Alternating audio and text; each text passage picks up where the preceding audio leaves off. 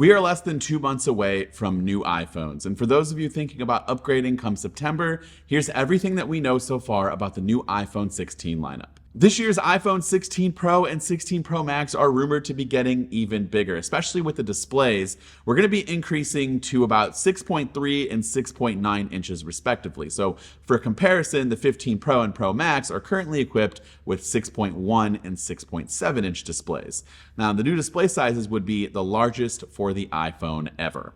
The standard iPhones will have a new vertical arrangement for the cameras, and this isn't just an aesthetic change, but actually a practical one, as this new layout would now allow for spatial video recording, so you can watch those videos on your Apple Vision Pro, and that's currently only limited to the 15 Pro models. All iPhone 16 models will have a new capture button dedicated for triggering image or video capture. The button will add features like the ability to zoom in and out by swiping left and right on the button, focus on a subject with just a light press, similar to what you do with a DSLR camera, and activate a recording with a more forceful press. The capture button will be located on the bottom right side of the iPhone 16 and will take the place of the millimeter wave antenna on US iPhone models, with the antenna relocating to the left side of the device below the volume and action buttons. And speaking of action buttons, that's right, the action button is expected to be across all iPhone 16 models. So now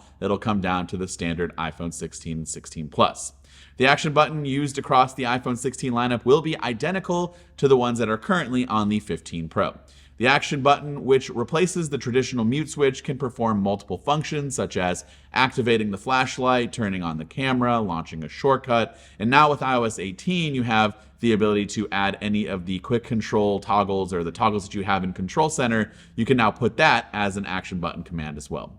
Some camera upgrades for the 16 Pro and Pro Max include an upgraded 48 megapixel ultra-wide camera lens, which should allow for it to capture more light, resulting in improved photos when shooting in that 0.5x mode, especially in low light environments. This also means that the iPhone 16 Pro models should be able to shoot 48 megapixel Pro RAW photos in ultra-wide mode. The iPhone 16 Pro Max specifically could see one upgrade, which would allow it to feature a super telephoto periscope camera for dramatically increased optical zoom. Now, the word super or ultra telephoto usually describes cameras with a focal length range of over 300 millimeters. Now, the current telephoto lens that's in the iPhone 15 Pro Max, that's at 77 millimeters. So if accurate, this could be a pretty substantial zoom increase. Now, super telephoto cameras are often used for sports, wild animal photography, but the extremely soft backgrounds that they can create also make it more useful for portrait photography, but you're just gonna need to make sure you're like really far back in order to make that happen.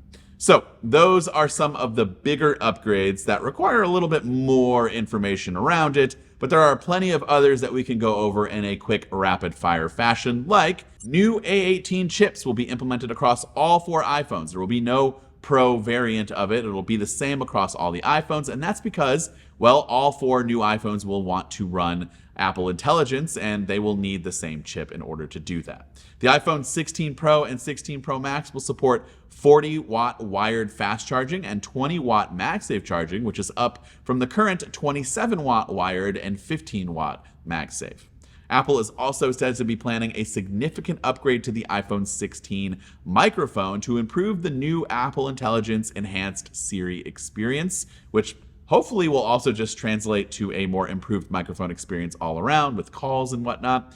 And also in terms of thermal design, Apple is said to be working on a graphene thermal system for the iPhone 16 lineup, while the 16 Pro models could add metal battery casings to reduce overheating. The iPhone 16 and 16 Plus could upgrade from 6 gigabytes of RAM to 8 gigs, and Apple could have a new polished titanium finish for the Pro models over the current brush finish that we have on the 15 Pro and Pro Max. And lastly, as far as that titanium goes, and as far as colors go, for the Pro models, we can expect to see the same black, white, silver, and gray or natural titanium, but instead of blue titanium, it's rumored that we will see a new rose color option. And for the standard models, users could see the same black, green, pink, blue, and instead of yellow, we're now going to have a white color option. But Would love to hear from you in the comments down below. First off, are you thinking of upgrading to an iPhone 16, any phone in the lineup, whether it be Standard, Plus, Pro, or Max,